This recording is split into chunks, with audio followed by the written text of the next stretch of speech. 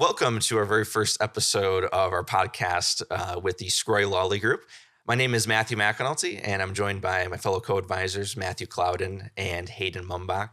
And in this series, we're just trying to give you guys a good overview of different financial planning topics, whether it be tax planning, estate planning, retirement planning, saving for your kids' college, and education, and really everything in between. This episode in particular, we did want to go over the one big beautiful bill that was signed into law on July 4th of this year, and all the different changes that go along with that. But since it's our very first episode, I thought it'd be good to just give you guys a little bit of background about ourselves. My name is Matthew McAnulty, and I've been with Sgroi Lawley for about 6 years now. And I like to specialize in retirement planning, asset management, as well as tax planning. And the different designations I have, I am a certified financial planner, or CFP for short. It's one of the highest designations awarded in our industry. And I'm also an enrolled agent, or EA for short, with the IRS. Don't worry, I'm not an IRS agent or anything like that. I try to help people save money, particularly when it comes to taxes in retirement specifically. And then I guess we'll just kind of go around the table here. Matthew Clouden, if you want to kind of give a little background on yourself. Yeah. Hi, I'm Matthew Clouden. I am third generation at Sgroi Lawley. My Uncle Joey started the business almost 55 years ago. So happy to be in the fold here. I've been with Sgroi Lawley for about 3 years now. I came over. I am a reformed attorney. I did estate planning and tax matters as an attorney. I'm a Buffalo boy, got my MBA from the University of Buffalo. Then I went out to Boston and got my JD from Northeastern University. And so I like to bring the estate planning flavor to my clients. And the tax side as well, being that was my background. And, I'm also getting into retirement planning and general financial planning as well. And then I'm Hayden Mumbach. I just recently started at Sgroi Lawley this year. Earlier this May, I graduated from John Carroll University up in Cleveland. I got my degree in financial planning and wealth management. So excited to start my career out right in financial advising. Just recently obtained my licenses, New York State Life Accident and Health, Series 7 and Series 66. So excited to get started and bring a new young perspective. Thank you guys for joining me today to go over the one big beautiful bill and all the changes that go along with that. So I think what's really important with this bill in particular is before we really get into the new changes that are coming from it, to kind of go over the stuff that's staying the same because, with the end of this year, a lot of things were scheduled to change and now they're not.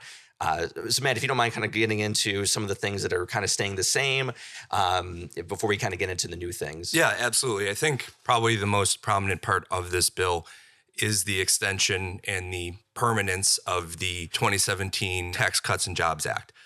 So basically take that bill, everything that was set to expire at the end of the year here has been made permanent. We use air quotes for that because nothing in this space is ever permanent. Legislation can change. And if there's a different party in the White House in 2028, I would expect there to be a new tax bill. But at least through 2028, we can expect all the flavors of that 2017 Tax Cuts and Jobs Act to remain the same. So your tax bracket bases that have grown from 2017 through indexing and such are remaining the same. The tax rates are remaining the same. So you have essentially your 12 to 37% spread now, depending on which bracket you fall in.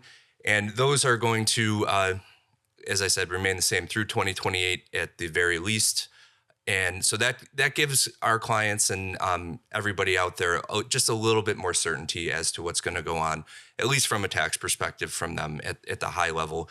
Obviously, there are some other things, that are more granular that have changed or will go away, but the broad strokes of the 2017 Act are remaining the same. And it really makes things easier from a planning perspective, right? Because we typically plan based on current rules, and we don't have that crystal ball. We can't see if things will be changing, in a year or two. So it just gives us a little more certainty, at least for the next couple of years. Usually we probably won't see any changes with this if there isn't an administrative change. And I read something too the other day that just by having the Tax Cuts and Jobs Act stay as is, it'll probably save the average American, 3 to 4% in extra taxes just by keeping it the same, not including any of the additional stuff that we'll kind of cover, moving forward with it. There's a lot of new things, that to go along with it. And, I think a good spot to start with that, would be this new senior deduction, essentially. Hayden, do you mind just taking us through that, what the senior deduction so the senior is looking deduction like? is one, it starts in 2025, goes through 2028, and that's, in a sense, a bonus deduction of $6,000 per person for our seniors age 65 and older. So the nice thing about this is it's an above the line deduction, but it's also a layer on top of that regular senior deduction we already had for those age 65 or blind. And then also, it doesn't matter whether you standard deduct or itemize, it applies to both. Mm-hmm. Right. Yeah. And that's really important because most people nowadays, especially with the Tax Cuts or Jobs Act staying as is, most people are still going to be taking the standard deduction. So the fact that if you can itemize or take the standard deduction and still get this deduction, I think is really important. And that, it can be up to $12,000, right, for a married couple if, you and your spouse are both over age 65. And again, this was passed basically in lieu of having Social Security be tax-free, right? That was a talking point that we had during the election cycle last year. We heard that Social Security was going to be tax-free, tips and overtime would be tax-free. We'll talk about tips and overtime in a moment here. Social Security is still federally taxable. It's just that now we have the $6,000 senior deduction in lieu of having Social Security be tax-free. I think it's funny that this bill was passed on July 4th, and then on July 3rd, the day before, Social Security sent out a notice by email saying that, soon your Social Security benefits are going to be tax-free, which is not the case. So there's a little bit of misinformation out there, and that's not the case. Social Security is still federally taxable. It's just that now we have this new senior deduction. And unfortunately, with the senior deduction, though, there is that income threshold with it. So if you are single, your income essentially has to be below $75,000 in order to qualify for the senior deduction. So if it's below that, you'll get the full senior deduction. And then if your income, though, is between $75,000 and $175,000, then it begins to phase out where you might get a little bit less than the $6,000. And then if it's over $175,000, you're not going to get any senior deduction. So that's kind of the downside with this. If you are a higher income earner, you might not qualify. And then for married couples filing joint, the phase out is between $150,000 and then $250,000. That's the phase out limits there. And just take an example. Let's say you're a single filer, and let's say you're right halfway in between those phase out limits. Let's say your income is $125,000. Instead of getting the full $6,000 deduction, it would be 50% of that. You get a $3,000 deduction. So that's just something to kind of keep in mind, and something that we can kind of plan around, for the next few years here. Obviously, maybe watching the income, especially retirees, you sometimes have a little bit of flexibility, with their incomes as far as how much money they're pulling out of their retirement accounts. So you have a little bit of leeway there. And, I know for sure with our clients, we'll definitely be watching to make sure if they're kind of flirting with those income thresholds, keep them, below those phase outs for sure. And kind of moving away from the senior deduction and just starting to get back to the regular standard deduction. I know that was something that has also not only remained the same, where, again, originally starting next year, the standard deduction was supposed to get cut in half. Now the standard deduction is going to stay as is, but it actually has been increased a little bit. Mm-hmm. If you want to, Hayden, kind of just walk us through that. So originally the standard deduction was planned to be $15,000 a year for single filers, but luckily it's gotten bumped up to $15,750 for a single filer. So this is a great benefit, very simple, straightforward, no income phase out, nothing complicated, but 90% of households use a standard deduction. So this is one that's definitely going to affect a lot of people, but very basic, very straightforward. And like Matt mentioned earlier, it's a permanent benefit until tax law changes, which, who knows, but nice to have this increased benefit, and definitely that will also go up with inflation each year. Mm-hmm. Leading off of the standard deduction conversation is one of the parts of the Tax Cuts and Jobs Act that really riled some people up, and that was the state and local tax limitation. So the Tax Cut and Jobs Act said, no matter how much state and local tax you pay, you can only take a $10,000 deduction for that. I know that the One Big Beautiful Bill has addressed that. So Matt, if you can let us know how that happened. With our firm obviously being based out of New York State, we have clients all over the country, but most of our clients are New York State residents. So New York's high tax state, us, California, to name a few. And really, when the Tax Cuts and Jobs Act came out, it helped most Americans, but your higher income earners in these high tax states, actually it hurt them for sure. And a lot of that had to do with this the SALT deduction being capped at only $10,000, because before the Tax Cuts and Jobs Act, you could deduct all of your state and local taxes, all of your state income taxes, as well as your property taxes that you pay as well. You could deduct, there was no limit on it. With the Tax Cuts and Jobs Act, that was limited to $10,000. But with this One Big Beautiful Bill, that's been increased now to $40,000. So quite a big jump from what we were used to for the previous years. Now, with this new jump, there is also an income phase out with it as well. That is $500,000 all the way to $600,000. And that's regardless of if you're single or if you're married filing joint. Usually when you're dealing with single and married filing joint, the income phase outs will typically be more for a married couple. It's typically two people versus one. However, for this new SALT increase, it's the same regardless of if you're single or if you're married and file a joint return. So if you itemize your tax return, your income's below $500,000, you don't have to worry about the phase out. Fortunately, though, once you get over $500,000, then it can start reducing that.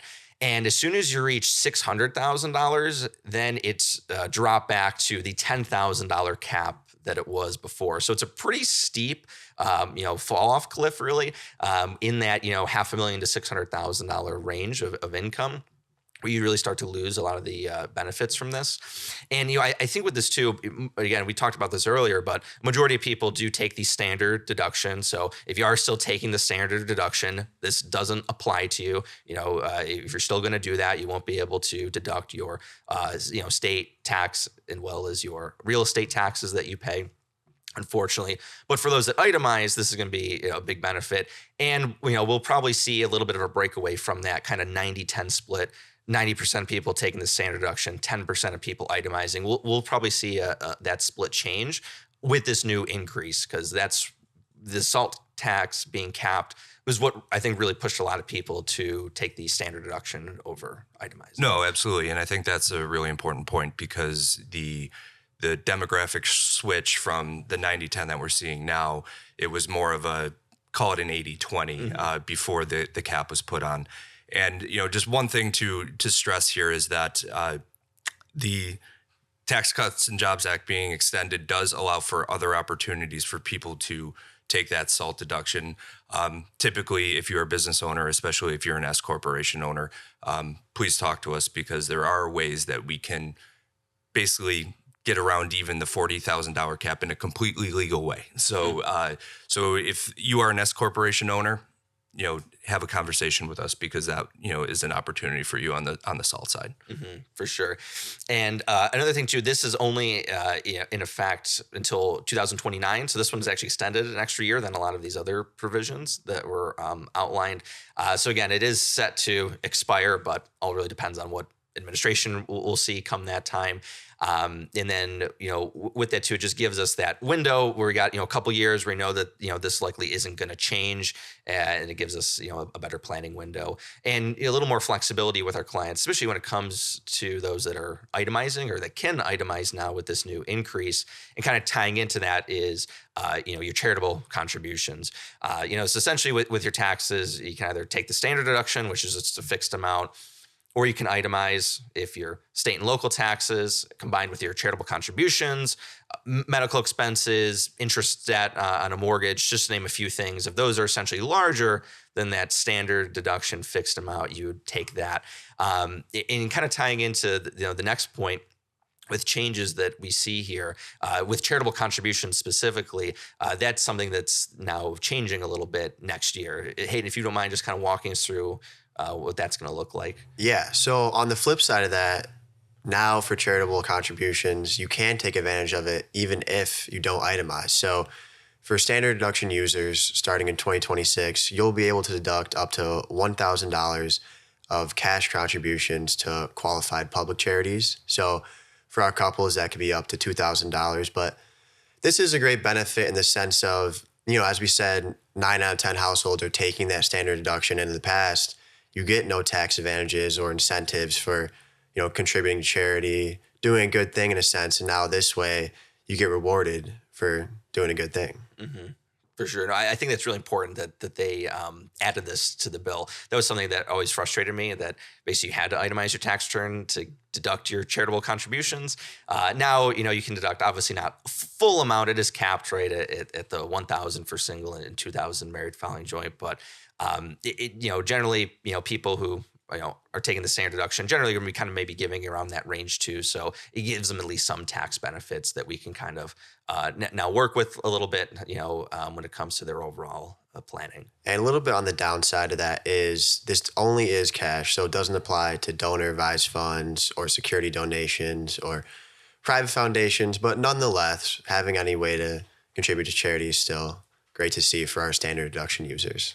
And that's, that is an important point, but most of our clients walking through are going to be donating to the United Way or something that is definitely going to be considered a public charity. So there's not too many people giving anything to private foundations, around these parts. So if you're concerned about where your money's going and whether it's going to be applicable for the deduction, or it will more than likely be applicable. Mm-hmm. And I have a lot of clients too who, they'll ask me, hey, if I give money to my kid, can I deduct that on my taxes? No, unfortunately not. That just seems to be, a question that a lot of people, come to us with. So, unfortunately, no, your gifts to kids, or even, grandkids are not. You can't deduct them on your taxes. It'd be nice, because then, probably parents and grandparents would be a little more generous. But, unfortunately, that's something that you can't do. No. And then moving on kind of away from the itemized deductions and getting more into, some of the tax credits and things that we see. Really good thing with the One Big Beautiful Bill is that the child tax credit has been beefed up a little bit. So it used to be $2,000 per child. Now it's $2,200 per child. So it's been increased a little bit. Income thresholds are still the same. So if you're single, your income has to be less than $200,000 or begins to phase out. Or if you're married filing a joint, it needs to be over $400,000, or less than $400,000 before it starts phasing out. So again, it's been beefed up a little bit, by $200. I'm sure anyone who has, young kids, younger than 16 or younger, can tell you that you probably spend more than $2,200 per year in caring for them. But it is a little bit of an extra benefit that we see, especially for the young families. If you got multiple kids, any savings you get on the tax side is going to be really helpful, because when you have kids, money just seems to evaporate, right? It can As be, the resident dad here, yes. I will say yes for sure. And with that too, I just want to quickly go over again the difference between a tax deduction and a tax credit. Tax credits are a lot more powerful than tax deductions because a tax deduction is only going to reduce your income. And then as a result of your income being lower on paper, you would pay less in taxes. Whereas a tax credit actually is going to reduce your tax bill dollar for dollar. So essentially, if you're looking at someone getting a $10,000 tax deduction, let's say their income's $100,000. Now, for tax purposes, it's going to be $90,000 on paper, essentially, and then they'll be taxed on that. With a tax credit, what that's essentially saying is, hypothetically, if you owed $2,200 in taxes, you could use this child tax credit of $2,200 to completely eliminate that bill and reduce it down to zero. So essentially, like having a $2,200 tax credit is the equivalent of having a $10,000 deduction, assuming you're in the 22% tax bracket, essentially. So it's they're a lot more powerful essentially than deductions in a sense, which is really good. And kind of getting more into, switching back to the deduction side of things for anyone with tip income. Again, this was one of the things similar to Social Security where initially it was touted that tip income was going to be completely tax-free. That is not the case.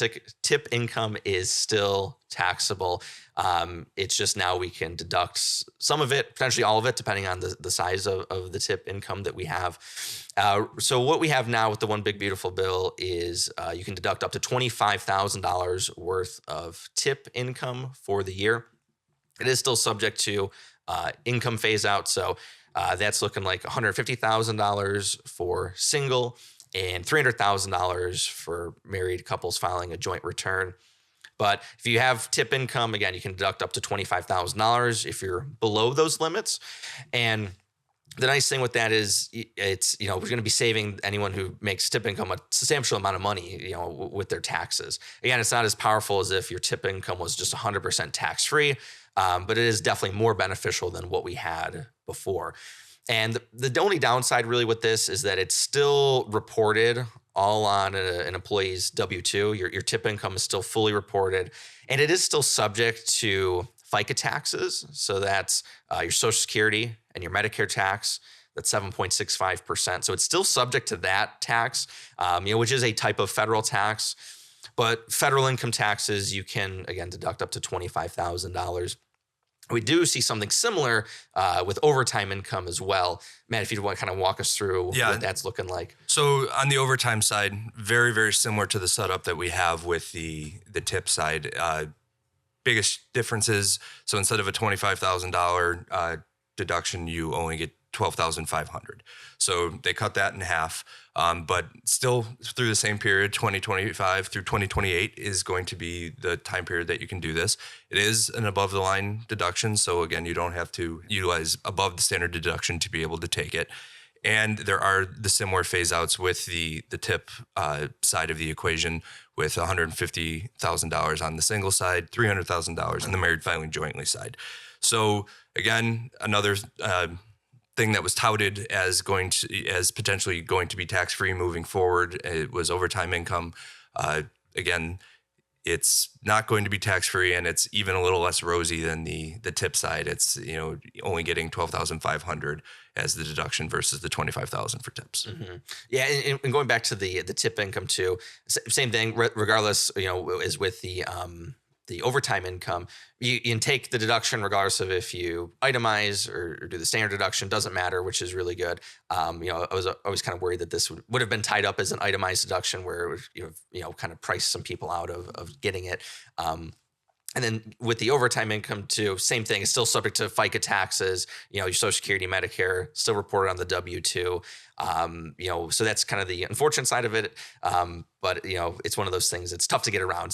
Tough to get around the getting rid of the Social Security tax, the Medicare tax. Even your contributions to a 401k are still subject to FICA taxes. So that's a tough one to always avoid, unfortunately. And now with all the changes that we have, they're really good, but there are some things, unfortunately, that kind of went away that were positive benefits. So government's giving up some revenue with some of these new deductions that we have. And on the backside, they are taking some things away from us. So one of the things that is going away is the electric vehicle credit. That's actually gone as of right now. And that was basically done with on September 30th of this year. So before, if you purchased an electric vehicle, whether it was new or used, you're able to actually get a tax credit for that purchase. And what was really cool about that credit at the time was you basically use it at the time you purchase the vehicle as a discount of the purchase price. So essentially you'd be paying less right on the spot when you actually purchase the vehicle. You didn't have to wait to actually file your tax return in March, April of the following year. which was a really cool feature with this tax credit. But unfortunately, that is gone. That is something that was done away with as a way to, sort of increase revenue. The government to still increase revenue on one end while decreasing it on the other end with some of these things. And then, Matt, if you want to walk us through the other thing they took away with the home improvements. Yeah. So if energy efficient home improvements were made to your home, you were able to take a credit of $3,200, as a result of making those improvements. Those, as of the end of the year, are going to be going away as well. So if you want to put solar panels on your house, go do it before the end of the year, because you won't be able to get that $3,200 after December 31st of this year. And again, to Matt's point, they're cutting some other things. They're losing some revenue in some other areas. So this is one of the easier areas for them to cut, to gain at least that $3,200 per family that's making an improvement. So another big change starting in 2026, also a permanent increase, is the estate tax exemption. So Matt, do you want to tell us a little bit more about that? Yeah. So the estate and gift tax exemption, otherwise known as the unified credit, was extended and made permanent in the One Big Beautiful Bill. So there's been a lot of consternation revolving around the estate and gift tax over the past, call it 5 years. That was when President Biden was elected. That was one of the things that everybody assumed was going to get chopped up pretty significantly. It was not. So it survived the Biden presidency, and the One Big Beautiful Bill has made it now permanent. So in 2026, we're going to be looking at a $15 million per individual exemption for your estate and gift tax. So it's called unified credit because the estate tax and the gift tax are molded in together. So that can be whittled down during your lifetime if you do make gifts to individuals over the annual exemption. But the big story here is that the federal exemption is probably so high that only the top of the top are going to have to worry about paying any sort of federal estate tax upon their passing. And the $15 million is per individual. So a married couple is going to have $30 million between the two of them to work with upon their passing. Now, where this does get a little bit more confusing is that there is a federal estate tax and there is state level estate taxes as well. So each state, there are plenty of states that don't have an estate tax, Florida being one, New Hampshire being another, Tennessee, your run-of-the-mill non-income tax states are not going to have an estate tax as well. But most states actually do have an estate tax to some level, and they have their own thresholds that they set. So right now, New York is a little bit over $7.1 million. So if you pass away with $7.1 million worth of stuff, you have to pay New York State estate tax. Certain states, this becomes pretty much an issue for almost every resident of the state. Massachusetts is the one that comes to mind for me. Their estate tax exemption is $2 million. So I had the pleasure of living in the Boston area for about 10 years. I know I looked for homes in the Boston area for a period of time. Basically, if you own a home in the Boston area, you're going to be paying estate tax in Massachusetts. So there's two levels of consideration here. So it's great that the federal exemption has been increased. And in all reality, it was not increased. It went from about just a shade under $14 million this year to $15 million next year. That's about what the increase would have been with the inflation adjustment. I think it's maybe $100,000 more than what the estimated adjustment was going to be. But we did get up to that $15 million at the federal level. But despite the fact that many of the people you're going to be talking to over the years are not going to be meeting that federal level, the state level consideration may come into play, especially depending on where they live. Mm-hmm. Yeah, I know. Although most people, that we work with, right, New York State residents, your average person still isn't going to be subject to that threshold, but some of our top clients are, right, and you definitely need to kind of plan around that because it's a huge tax consequence then for the beneficiaries of their accounts when they inherit those. And that's right, just in New York State, we obviously work with clients all over the country, in those states that might have those lower exemption amounts as well. If you are running up against any of those exemptions, be it a federal level or a state level, we do have tools in our belt to be able to help you get below those exemptions or make the hit feel a little less hard. So the biggest tool we have there is going to be a trust. Other common things are what are known as life estates with homes. So there are plenty of ways that we can help soften the blow of a potential estate tax or mitigate it altogether. So if you feel like you're running up against an estate tax exemption level, whether it's a federal or a state level, talk to us, because we'd be happy to give our 2 cents as to how we think we can, mitigate that blow for you. So while the federal estate tax exemption got increased to $15 million, for our New York clients, they should still definitely be aware, as the New York exemption is only $7.1 million. So say you're in that $10.1 million estate, while you will be federally exempt, you're still subject to New York state taxes. Correct. And the big question here is, what are the states going to do moving forward? So New York is remaining the same for now. It will continue to increase, as will the federal exemption with inflation, but who knows where the states are going to go. So it's always important to understand not only the federal side of things, but the state level side of things for the state that you are a resident, or essentially the state that you call your domicile. Matt, Hayden, this wraps up the inaugural episode of our podcast here.